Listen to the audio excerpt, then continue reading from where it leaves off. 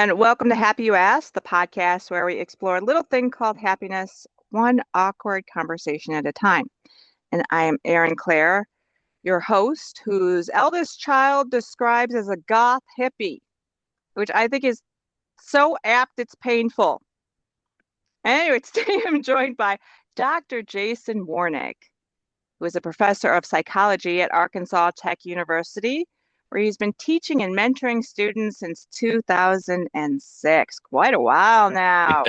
Yeah. He holds undergraduate degrees in both philosophy and psychology from Arkansas State University and completed his MA and PhD in experimental psychology at the University of Mississippi.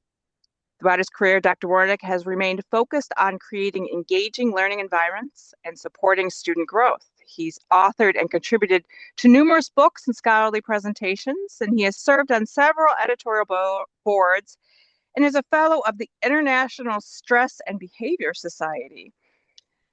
Beyond the classroom, he helped launch the first university chapter of Be the Match in Arkansas, an initiative that once set a world record for 1 hour bone marrow donation registrations. It was really cool. And I was there. It has registered over 2,200 potential donors to date. Dr. Warnick's I can't talk today, Dr. Warnick. His commitment to teaching and advising has been recognized at every level. He's one of the few faculty members at ATU to receive all three of the university's Faculty Excellence Awards. I only got two. Look at you. And he has been named Outstanding Faculty Advisor of the Year at the national level by the National Academic Advising Association. That's amazing. As well as at the regional and state levels. He's also received national recognition for online teaching, earning the Blackboard Exemplary Course Award, which is good because Blackboard's annoying. And that's a hard thing. And he has been named an Apple Distinguished Educator for his work in faculty development and educational innovation. He's also served the university in various leadership roles, always with an eye toward making student success more accessible and sustainable. So welcome to Happy You Asked, Jason. It's Right. such an Thank you for honor having to me. yes, and obviously I know Jason. We worked together for many, many years. Many We both years. many years. We both came to ATU at the same year. So yeah. Yeah, looking back now and seeing 2006, it feels like yesterday. And then you start going, Is oh it my gosh, math? we have, Oh my yeah, God. we have students that were born after we started there. Ugh. We have students who we taught that are grandparents. Okay, Yeah, pretty it much. hurts. It It hurts hurts pretty bad. Yeah. right there in my I try not to math because I'm like, oh, it's 1999 just happened. It's just a second. Oh no. Have you seen the videos of people asking, had the age of someone born in like the 1900s or whatever, and they're like, "Oh gosh, 1900s? Oh Yeah, wow, don't say that's it so like old." that. And I'm like, "Oh, that hurts. It hurts." Yeah, or last century. Shh. Yeah, that's right. Don't say it that way. Yeah. So we start with the easiest question here. Okay. Dr. Jason Warnick, what is your definition of happiness? Oh, definition of happiness. That's a tough one. Yeah, right? It's the That's one that, hardest yeah, one. that's probably the one that'll be the one of the hardest. It's a completely internal feeling, and it is one of those things that is kind of a state. I would say, you know, w- I know in my life I've tried to kind of strive to attain it and to keep it. But it is one of those where I think it is so different sometimes for different people, and happiness has kind of changed throughout my life and all. I think you know without just jumping ahead too much, Jump when I ahead, was leap. younger. Okay, when I was younger, happiness, I think it would have been a bigger grand gesture or a grand, this bigger thing. Whereas as I've gotten older, it's become more small and more present and all. Like I was, when I was a teenager, I would have thought of happiness as being, around a ton of friends and a party, something, I would have had to think about it as an event and all, think about it as something bigger, that I was, that would be required to maintain this feeling, that was there. Over spring break, we were taking my oldest son to go look at colleges, Oh, and we were already? Oh my I God. know, Ow. I know, I Ow. know. It hurts, Oof. and we were up in the Northeast. We were up in your neck of the woods Woot, now, woot. and it was it was late March and all, and it was still like one of those things where I was there where I was looked over and I just see him with this bright smile, and my youngest son and all, who's just turned 12. He didn't care anything about this, but he was just listening in on the presentation they were given to this college, and there was this chill in the air, but at the same time it was warm in the sun, and it was one of those times where I just felt like I'm going to remember this for the rest of my life. And all, it was this just feeling of just present and just and I don't know how to describe it the best way, but it was one of those moments where I went, could it get any more perfect than this? Yes. Love And this.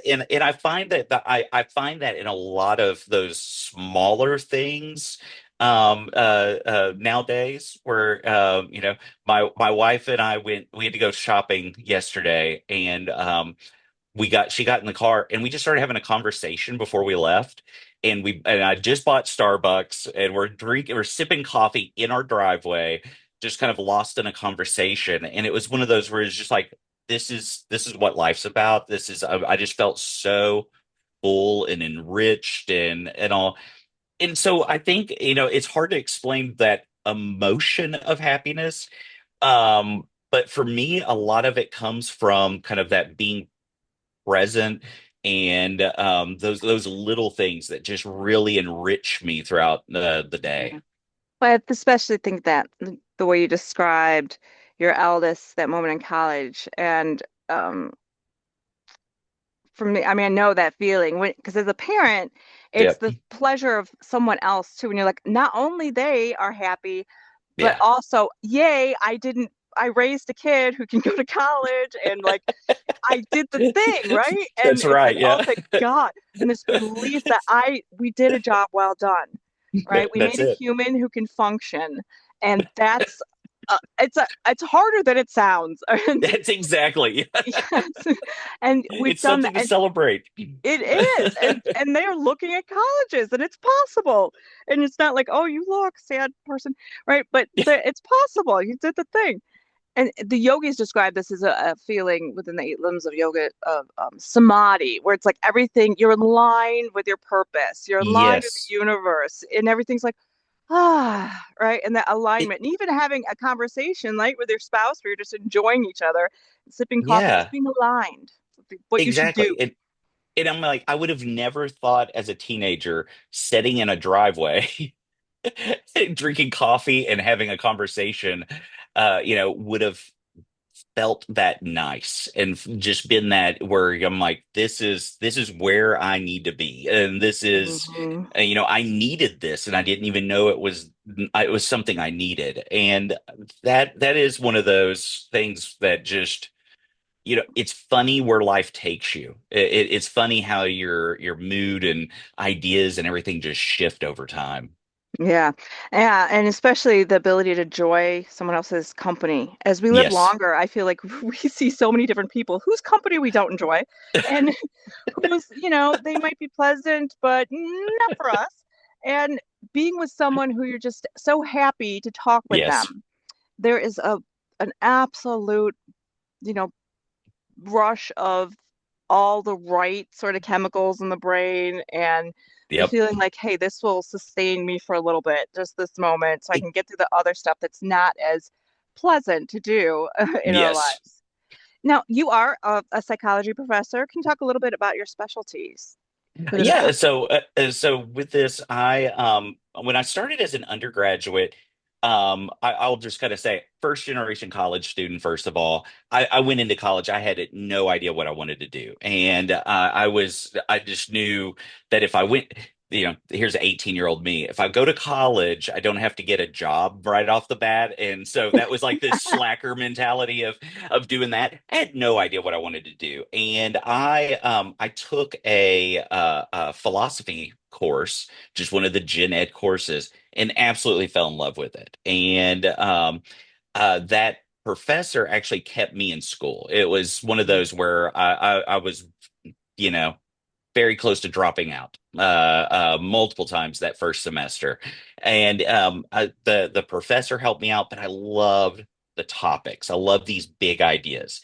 And as I went, kind of started taking more philosophy classes, one of them's like, I think you would really, a lot of the questions you're asking are out of psychology. Have you thought about taking psychology? You could do a double major. And I'm like, I can do a double major. I didn't even know that was a possibility. And I've started doing some work in psychology, and a professor there was like, "Hey, do you want to work in my lab?" Just offered that, and I jumped at the opportunity. And with this, he did a lot of work in what's called comparative cognition, where where what are the similarities and differences in our cognitive processes in animals to humans, and how are they different, how are they similar, looking at those types of things. And I really enjoyed that work. But one of the things that I was curious about was how do you apply this? What does this look like in a more applied setting? And I went to graduate school to develop animal models. And so I was in a lab that developed animal models of different mental disorders, in with the idea of trying to develop new medications for this. So it was this very kind of neat mix of psychopharmacology, which I really, really enjoy. I think that that's one of those topics that just absolutely blows my mind. Fascinating. And it is, and it's the idea that these little chemicals can absolutely change someone's life for the better is just absolutely amazing. And not to mention all of the weird stuff, like just this tiny chemical can change consciousness. Like, what? This is bonkers. So I really like those topics, but this idea of animals have a similar enough experiences that you can model these different disorders. And so a lot of my work was with that for most of my career. It's still something that I really love. I haven't done animal work in a long time. And a lot of my stuff right now, I've been looking at barriers to developing meditation experience. And all this, one of Cool. those, yeah. So Right up my it's alley. one. I was about to say, I know you would absolutely love it, and so that's one of those things I've been looking at, and so I started off doing that work. Now I do a lot of stuff with meditation, but then the other area that I've been working on has been more of the history of psychopharmacology, Mm, and I'm really enjoying looking into some of that. So, for example, one of the you did some work with feminist studies, didn't you? yes. Have you ever heard of the Twilight Sleep saga from the early 1900s? No. What's that? Okay, so this is one of those things where it's this weird blend of kind of politics and feminism, early feminism, and psychopharmacology. So there's a medication called scopolamine. It's found in a ton of plants. It's used. Have you ever used anything for like seasickness? They'll give you like or motion Like a sickness. They'll give you Dramamine? it's kind of like that, yeah. And sometimes they'll give you a patch of scopolamine, Mm. gets rid Oh, of seasickness. It's super cool. But on the very upper end of giving, if you give too much, it's poison. It's the scopolamine is from the nightshade family of oh, plants, and so it's been used forever. And there's like all kinds of weird traditions around it, like oh, what is the plant in England? Is it mandrake? Isn't that yeah, it's in that. Harry Potter, the Yes. screaming one, and all that plant was seen as so uh dangerous and all that there were all these things that you don't want to hear the scream of this mandrake when it's removed from the ground. They would literally put a tie a rope around the top of it, hook it to a dog's collar, get away from it from screaming distance, and then call the dog over to get the plant out because they thought That's they nuts. it no, so yeah, it's one of these like there's these weird traditions around these plants and stuff like that. Well, in the late 1800s, a doctor in Germany developed this method of helping women with childbirth and all that. So it was this early hospitalization process of childbirth. So that already gets really political because before that it was mostly women helping Yeah, women, and now we're moving midwives. women into, moving women into hospitals, and it's mostly men doing it. And so there, you already have that going on. Well, they developed this thing that is a mix of morphine and scopolamine. Woo! They would, that's exactly, they would move women into these dark rooms where they would fall into what they called twilight sleep. They were awake, but they were kind of asleep. It helped with the pain, but then it also stops any memory of the experience. And Mm. so, in women, you know, talked about it as being a really good thing. There was, some people had side effects, of course, and all, but it was mostly seen as a pretty positive thing. It makes its way in the United States. This medication starts getting talked about in very negative ways because it was all of a sudden seen in religious circles as you're taking away Ah. the pain of childbirth. This is Mm. not biblical. We can't do this. Doctors refused it. And upper middle class and wealthy women started going, "No, I want this." Yeah, I was just saying that's going to make it a little Exactly. better. And so it starts moving into kind of practice. Well, then World War I happens. And all of a sudden, then it's like this was developed in Germany. If you use this, you're supporting the Germans. And so the political realm gets brought in and stuff like that. But some of the early feminist groups that were started actually come from twilight sleep associations. These women that are promoting this thing, there's this medication I want, and you should let me have this because I have autonomy over my own body. In these fights, it's almost totally forgotten. And so it's one of these things where, like, to me, this idea of this intersection of these drugs and these chemicals and how they make that, these societal impacts is just fascinating. So, That is so cool. And it reflects the tensions that mhm. exist in multiple different ways with um, psychopharmaceuticals, and and this feeling of that's artificial, so we shouldn't use it. And Yes. or, this idea that, okay, yes, we use that, but we rely on that without doing the work, right, Yep. of addressing what the Yep. problem is. So, Exactly. yeah, and this exists very much to this day still. Like, Yeah. yeah, what are your thoughts about that? The state of our Of psychopharmaceuticals. how we've kind of look at it, we have a very weird, it's a such a strange mix because I see it on both. I see arguments on both sides where, sometimes we don't want these medications and big pharma and, this pushback on that.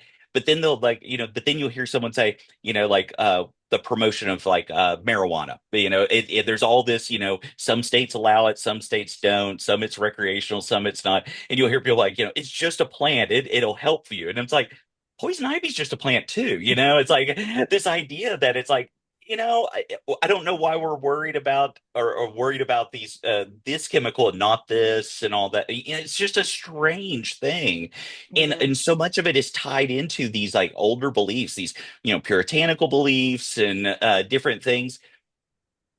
I think it's one of those where you almost have to go into looking at psychopharmacology. It's almost as almost an agnostic. Like, I don't, this Mhm. is, this drug is not good or bad. It's not, perfect or imperfect or whatever.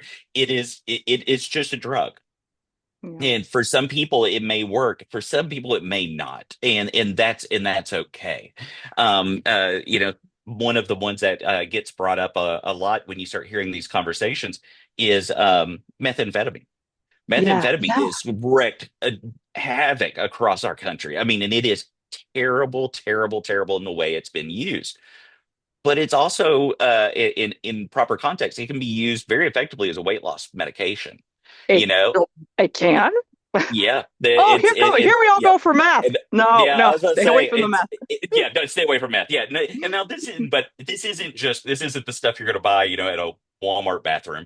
This is, it is a medication. It is not used very often. It's a very seldomly prescribed thing, but it is out there. It is out there as a potential prescription. Same with cocaine. Cocaine, look at the 70s, it destroyed tons of bands we liked, and all, but at the same time, it's used in different derivatives of cocaine are used for, uh, dental work and things like that we still need, different stuff with our eyes and different surgical procedures and stuff. It can be used in different ways. I believe, and I could be wrong on this. It's been 20 plus years probably since I looked at the stuff. I believe some of the medication that is basically methamphetamine has been used by fighter pilots and things Hmm. like that. And so it's one of those where you, just because it's bad in one thing doesn't mean it can't be used in another context. And that is one of those where I think a lot of people have a real struggle to see that, Well, where yeah, it's and just it's like sort of it black and is white good thinking. or bad. Yeah. Yeah. Yeah. And it's like, no, it can be both. It can be both good and bad. And we need to make sure of that. For example, marijuana. I think marijuana can be used as a medication for a lot of people for a variety of things. That being said, I do see people that, get it for PTSD, but then they use it more as a coping strategy than a medication. Where it's like, for a lot of this, you probably should go see a psychologist. You probably need clinical, you probably need You got to counseling and work through stuff stuff. like that. You need to work through it, and you're not really working through some of this. You're using this as a crutch and all. Does that mean it's bad? Not necessarily. I think it could help with, sleeping and, help with some things. Yeah, some But levels I of think we use anxiety. it. Yeah, I think some of people, we just use it in a lot of different bad contexts sometimes. So it seems then the key that we're going towards Hmm. is these medications are there so that because we have something negative that are impacting our life that we can't function to the way that we want. Right. Medication can get us to a place where we can function to address the issues. That's the second part. Are we addressing the issues? And this could be Yes. anything, alcoholism, all of this stuff, right? Are we Exactly. using it so we don't have to face something? Because that's Yeah. not the point. And I think about that. It's been interesting living in Boston where there is a dispensary on every corner and it is completely totally legal, and when you land into Boston, I think you land into a cloud of pot. I mean, it's Yep. seriously like everywhere. And in some ways, I mean, it's cut down on drunk driving Yeah. as with Ubers. And I'd much rather have someone high walking around me than someone drunk or something else, right? There, but it's completely different than Yeah. other places where, if especially those where it's completely illegal and they're just sort of shh, don't talk about it. Where here they're just like, what? They'll light up right in front of you. It's legal. Yep. Um, and seriously, this the little town I'm in. All right, it's not a big town. 4 dispensaries in the place, right? Oh my gosh. Yeah, I mean that's part of like how people though in Boston Yeah. cope with the stress of living in Boston, the anxiety Yep. of the traffic, worse than the nation, all these various things, the commute, is sort of my anxiety is too high, and I'm going to bring it down just a notch. Exactly. No, and it's one of those words like, I'm sure at some point it's like a little bit of this, it would probably be okay. It's almost like alcohol, using it occasionally as a what they call a social lubricant, to kind of, Mhm. mingle and all that. That's probably okay. But when you start doing it all the time because you just can't cope, it's like that's probably not being used in the best way. And so it is one of those for, I think that applies to so many different chemicals. Benzodiazepines, things like that for, anxiety can be misused so bad.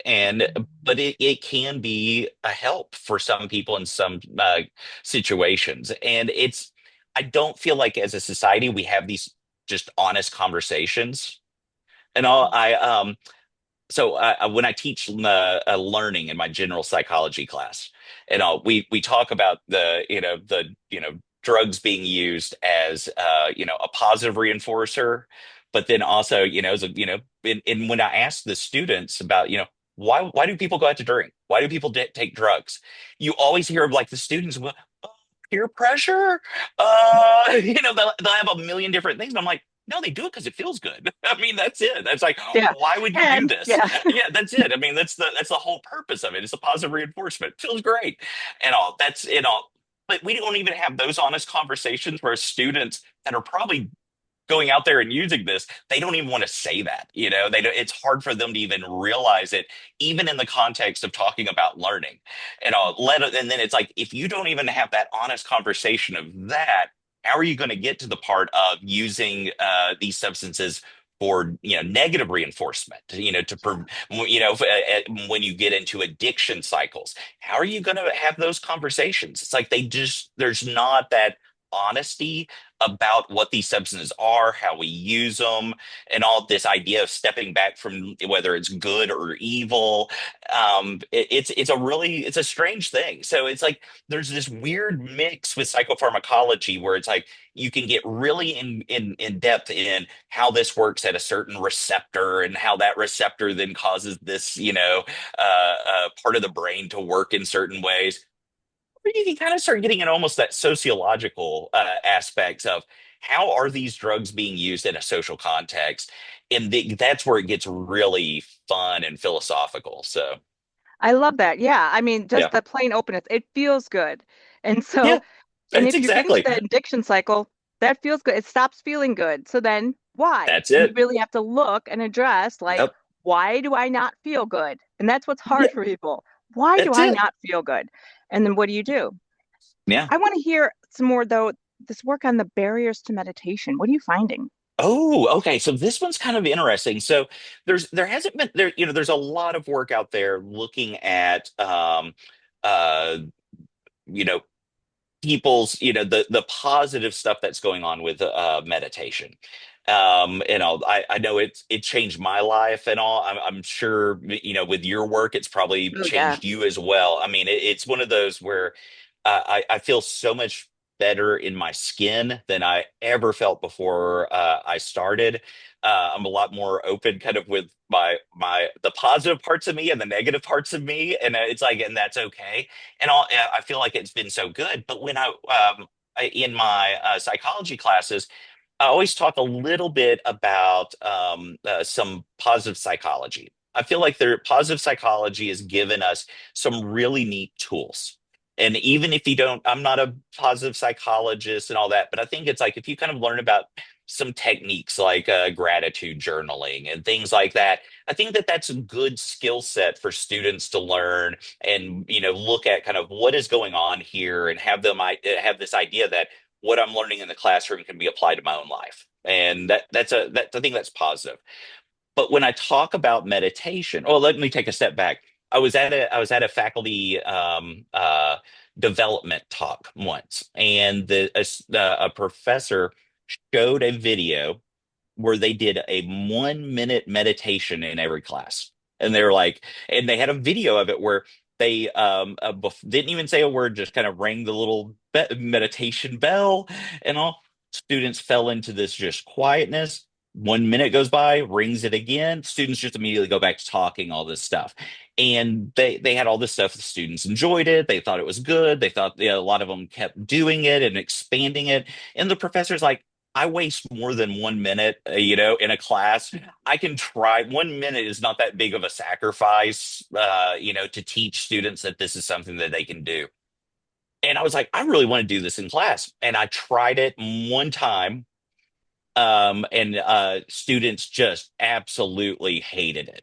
Yeah, One freaked time. out, didn't they? They They freaked got out. really freaked out. And so I reached out to the faculty member, and I'm blanking on even the name of him. And I said, "Did you have this kind of revolt?" Like, no, I didn't. And I'm like, "What am I doing wrong here?" And so I did just a quick thing where just checking with the students.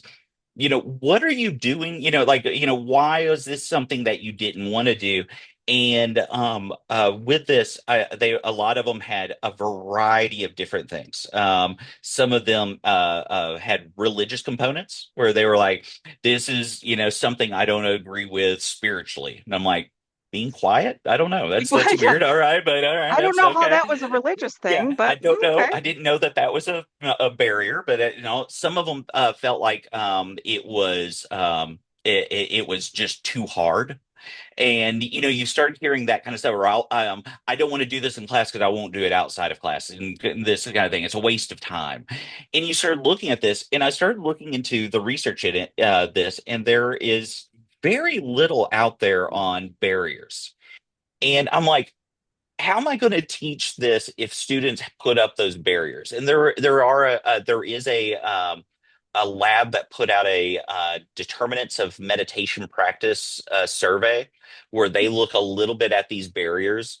But one of the things that I was really interested in is the idea that majority of the students that said that they didn't want to do it, when I asked them in class, I said, "This is a lot of you said that you didn't want to do this because it was too hard. What's hard about this? What makes this so difficult?" And a lot of students talked about that their mind is seemed too loud. Mm, And this, you get quiet and your brain just starts working, and that was such an unpleasant feeling. They didn't want to do it. And that just absolutely kind of drew me into this idea of, that feeling out of control in your own brain is fascinating. And I've had yes. those moments where, you sit down to meditate and it just feels so loud in your own head. I, I'm really curious as to that with some people, why that is so aversive. And so that's one of the things I've been kind of trying to look at. This is Isn't right that up my weird? alley. It's Yeah, right up it's because I've had the same experience with students, and I've really thought about why. And I think yeah. that the younger generation is so used to having some type of external stimuli at all Yes. times. Have And you so seen they the cannot. videos where there's like Minecraft going on and then the, And the something actual else, oh my content or gosh, I know. yeah, I know. I'm It's like, like, this is so much. But mhm. I think it goes to that where it's just there always something going on. And so what I've done as an Yeah. intervention is because they can't just sit, like they can't be with themselves. It's terrifying, which I find so sad because how, Yeah. they can't even sit with themselves. It's scary to sit with themselves.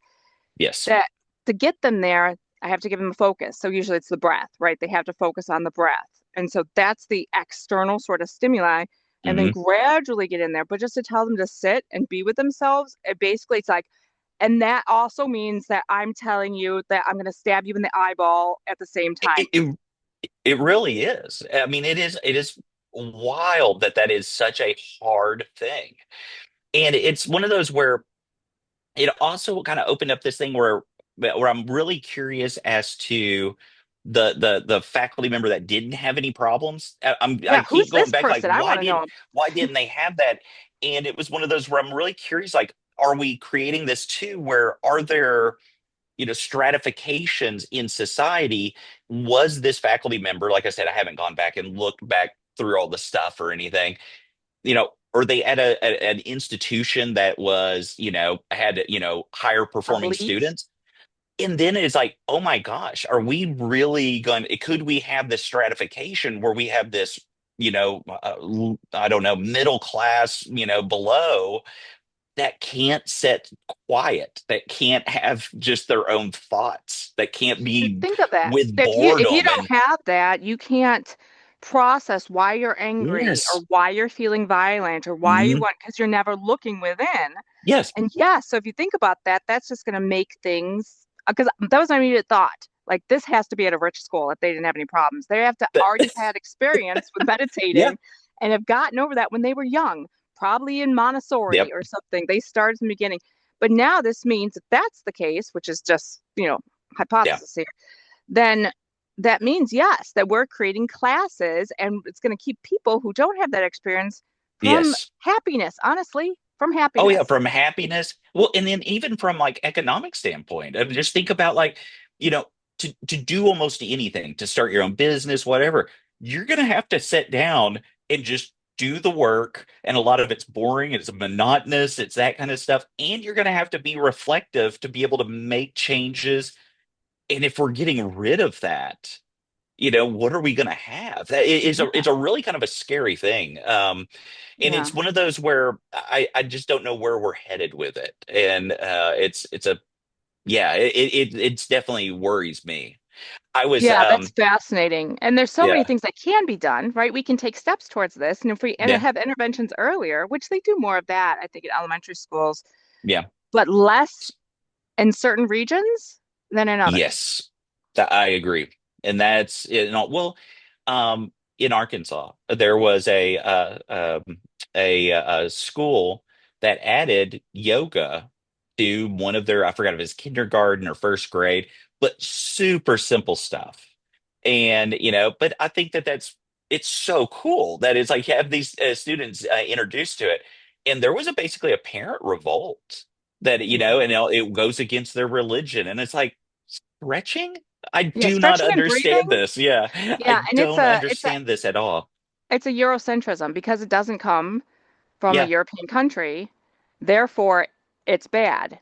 And it's not yeah, like they're, you know,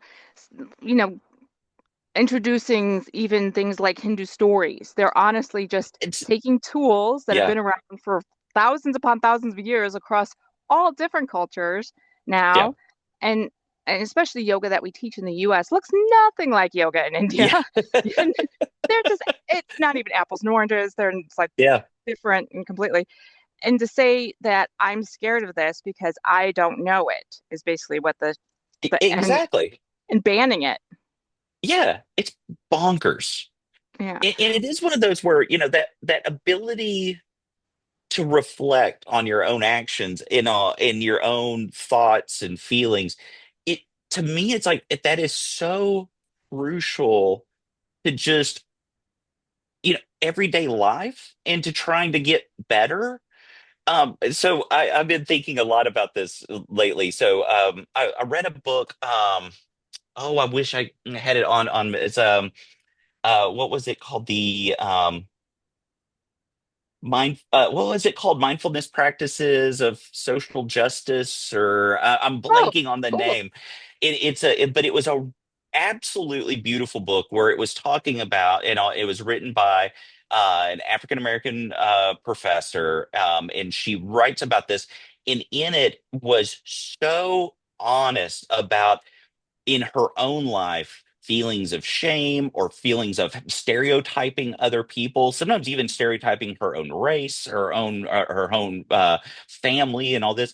It was this amazing book, but it's built on the premise of with meditation and mindfulness practices and all that. And it was one of the only books like I've read and kind of followed along with it that would actually let me, where it's like I felt, moments where I cried, moments Mhm. where I was shocked at my own at myself. It's one of those where it was um such an amazing opportunity, to look inward and go, I don't like this. I didn't even know this was there. I need to work on this and all that. We don't even have those conversations. We don't Yeah. have it. And the other day I had my oldest son had an accident, and his car got totaled. Oh no. And luckily he was fine and all, but I was literally behind him. We were both leaving a shopping center. Oh my God. He pulls out. I see him get hit. I Oh, pull oh up my heart. beside him. Yep, check on him, check on the other driver. Both are fine. And I'm flipped out. And this woman just pulls up, stops, leans out her window, and says, "You need to move your car. You can't leave the car there." And And boss, they say you can't park here. exactly. And and what do they call the comedians where they're kind of saying they went blue. I went blue in what I said back. I had my blue moment there, and yelled something back, and she yelled back, and then I yelled something else, and all this. I get my kid home. I started thinking, and I'm like, why did I act like this? Why did I would never No, put that's not myself you. out there like that? It's not me. It's not me. But why did I do this? And it was one of those things of being able to look at this and go, first of all, what I did was really crappy. And I accept that I did something that I am not proud of at all. But at the same time, where did this come from? And all, and this knowing that it's like, well, when you're growing up, it was rougher. It was rougher then, and all that. And it's almost you just fall back into some of those grooves you Mhm. have mentally, where someone lashes out, and you lash back out at them immediately, and you're Especially under tough and all intense that. stress like that. Exactly. And that stress, everything just lined up where I fell into that, in that ability of going, okay, I need to work on this. Mhm. I need to fix this somehow, because I don't want to be that person. And if I hope other people have that, and I know a lot of my friends do that kind of stuff of really looking inward, fixing stuff, changing their life for the Mhm. better, because they don't want to feel like that. They don't want to think those thoughts. They don't want to have lashing out or whatever it No, it is. feels And awful when we do it's that. It feels horrible. awful. And I'm It's not like, good. if you can't sit with your own thoughts, though, how are you ever going to do You're this? not. You're not. And Is the yeah, thing. You're and so not. it's like it's a really scary thing. And it's like, if Yeah. meditation can be that, oh my God, I can't do that. We're not going to have the ability to grow and all that. Now you can have it where you go, I don't want to do this. It's a waste of my time. I'd rather go work out. I'd rather do this. And that's fine. I get it. But that my thoughts are scary and I don't want to go in there. Yes. No. that, No, that that's that's going to different. lead to bad things, and all. You're not going to have the reflective moments. You're going to keep Well, what yelling blue at yeah, well, at and here's people. the thing. What when we sit with ourselves, what we learn is Mhm. eventually, at first, yes, it's uncomfortable, but then all you learn is that you're a human being like every other human being. That's And then it. that's it's not that scary. There's Yeah. great things about you. There are things that aren't as great, like every last one of us. And if we can sit with the parts of us that would be like, that's not the best, we'd either do something about it, or if it's Uh-huh. not that bad, just laugh and be like, I'm quirky, funny little, human being, Y- and be kind to ourselves about those That's parts. exactly. Yep. Well, that's There's why I something was able to really even weird. look at. Is only why I was able to look at me and go, why did I do that? Yeah. That was stupid. And also, it's like one of those where I'm almost 50 years old. If she'd come over, she would have beat me up, I It's like, know. what in the world? What am Like, I what am I doing gonna here? Yeah, I'm not a tough guy. Why am I yelling tough guy stuff? do? It's one of those where it just cracked me up in the end where I'm like, I'm going to ruin this lady's day, and And for yelling at what? her. And for what? Yeah. And I was like, good Lord, this is terrible. So it Yeah. is one of those where yeah, I hope, learning more about how some of these barriers and things like that are out there. I'm hoping it helps a little bit, and hoping it might lead to better conversations with students, better trainings and things like that. But yeah, it's definitely a work in progress. Well, I love it and I support it. And I'm on that journey with you, a little bit at a time. And eventually, Yep. hopefully, people will be a little more reflective. Yeah, I hope so. Yeah. Well, it's actually already time Are for you serious? the second most important, easiest question. I like have the hardest one in the beginning and at the end. And the end question, which is also my favorite one, is Uh, what is one of your favorite songs? ooh. Yes. And this goes on a Um, playlist. Oh, if it's going on a playlist, I actually talked to you about this band a long time ago. Have you ever heard of the band the Lawrence Arms? No. I remember you telling me.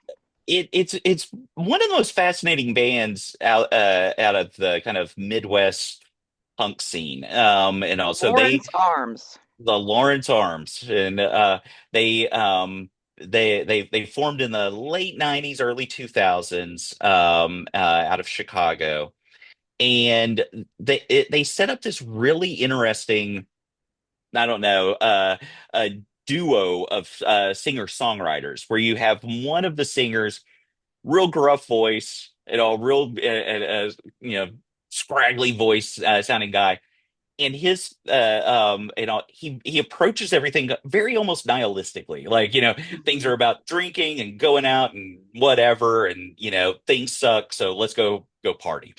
But then the other one is a lot more sensitive, where it's like looking more inward, more of an existential view, where it's kind of like, yeah, things suck and all, but I got to change something to be able to live within that. And so there's this, it's a really fun push pull with their songs.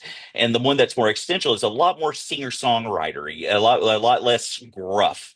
Mhm. And he wrote a song called October Blood. And it is one of the more fascinating songs, where the lyrics, it starts off with I was born and I died and just a moment went by. I was a son and a brother. I looked over the water. Waves crashed on the shore. This was the day that I was born. And it is just one of those moments of, um, one of the things on there. I think one of the lyrics is a thousand push pins in a map just to prove I could exist. And Oh, it's one of those things where lovely. it's like, to me, it's one of those where, especially as I get older and all, it stands out where this is just, it's over. It's like we were here such a short amount of time. And it's something that I reflect on a lot, because it's like we said, looking at taking kids to college tours, like Mhm. that he was a baby, and I was taking him to senior photos the other day, and I said, dude, you don't want to hear this. I was like, all I can picture right now is us in our pajamas watching Minecraft videos when you were like Mhm. 5, and it was like those, and now he's going to be grown up, and we're getting to the point where we're starting to look at retirement stuff. Like, Oh, I know. Isn't that am weird? I saving enough, and blah blah blah blah blah, It's and so all. boring too, It's right? exactly, it's Oh, it's so horrible. boring. And it's like, I've lost a parent in the last year, and it's just like, you start looking at this and it's over, and it's like I want to make every moment count.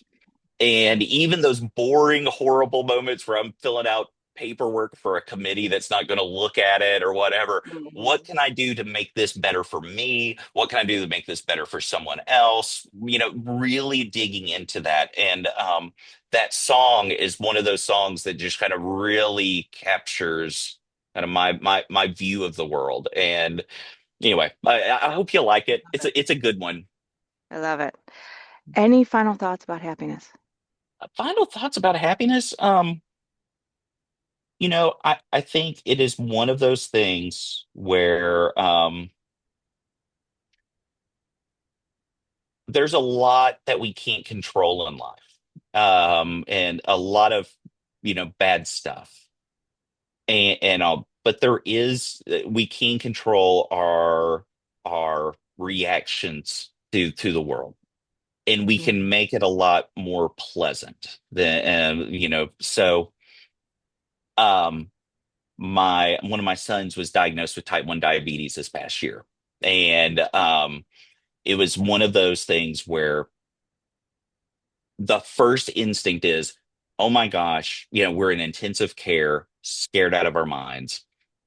And one of the things that kind of hit me really quickly was, this is temporary and Mhm. all, both in the grand scheme of just life, death, whatever, it's temporary, but also these moments. This will become something that we're familiar with. It's something that we will be able to get through.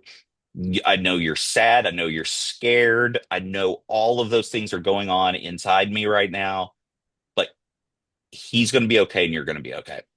Yeah. And even in the worst thing, we're going to get through this. And it gave me a sense of calm. And it is one of those where I would not have looked at it that way years ago. Now, that didn't mean I still cried. I still, got angry at stuff. I still just grieve that he has to go through this. It's not somewhere it's like, "Whoo, all right, it's all gone." I allowed myself to feel those things. I allowed myself to be fully present in those things, but also know that those things are temporary. And I know that he is going to, rebound in some way, that he'll have a good life, and all. And it's one of those that helped me. And so we have to look at those things as temporary, and be able to, reflect on that and to find that sense of calmness within sometimes. And so I, It's I very hope that, Buddhist. yeah, Yeah, yeah, I was gonna suffering, say what it is is. it? One of the phrases, suffering Yeah, can be temporary or it can be forever, and it's up to yeah, us. that's it. And that's how, I think a lot of people need to kind of look at the world, and I hope that they do. I hope that they can find that. It takes a lot of searching to get there, and I'm not perfect at it. by far, but it did give me a lot more comfort. And it is one of those things that it's helped me find a lot more happiness in the mundane as well. So, I love that. This has been so fun. I love yes, this talking is to you. great. Yeah, Yeah. I was about to say it. And We miss you being down here yeah. in the insufferable heat of Arkansas, but it was Yeah. great talking to you. It's such fun talking to you. And I miss you all too. Best colleagues there. Love Yeah. my ATU colleagues. All right. Well, thank you again. Thank you for All everybody right. for listening to us. All right. See you soon. Bye.